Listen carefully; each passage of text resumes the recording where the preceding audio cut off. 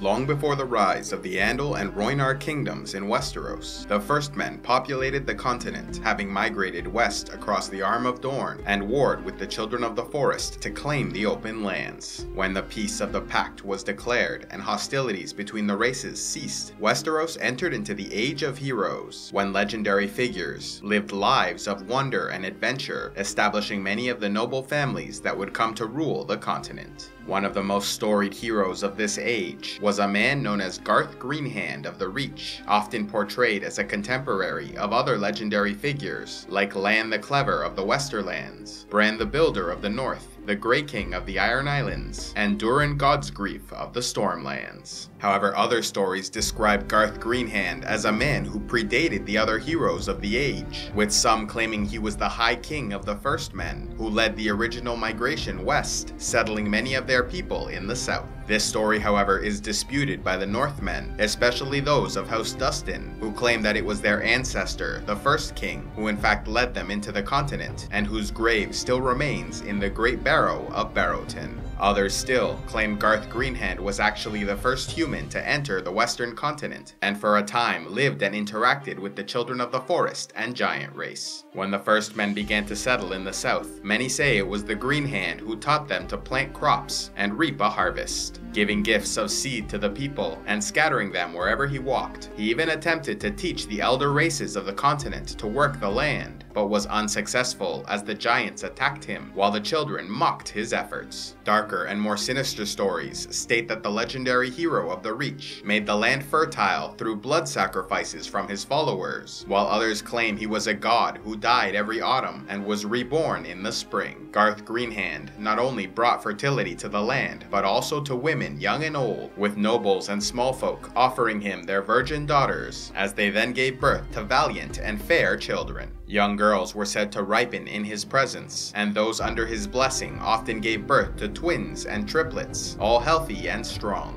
As a result, Garth Greenhand was known to have fathered a great many children, many of whom went on to found great noble houses such as the Redwynes, Florence, Hightowers, Fossaways, Oakharts, and Rowans, as well as the Gardeners of Highgarden, who ruled as kings of the Reach for thousands of years, seated upon the Oaken Seat, a throne carved from a tree planted by their legendary ancestor. According to some tales in the south, even House Stark was founded by a descendant of Garth Greenhand, as his son, Brandon of the Bloody Blade, may have traveled north and fathered his own son, known to history as Bran the Builder, first King of Winter. Legends in the Reach also claim that Lan the Clever, founder of House Lannister, was also a descendant of Garth, said to be his bastard-born grandson through Floris the Fox or Rowan Goldtree. Within the Westerlands, however, this story is a little different, believing that Lan merely posed as one of the Greenhand's grandsons in order to make off with part of the family's inheritance. Yet while many of these stories make grand claims about this ancient figure, the Maesters of Westeros have proven skeptical of these legends, believing that Garth Greenhand was likely a simple war chief or petty king who may have led the first wave of men across the Arm of Dorne.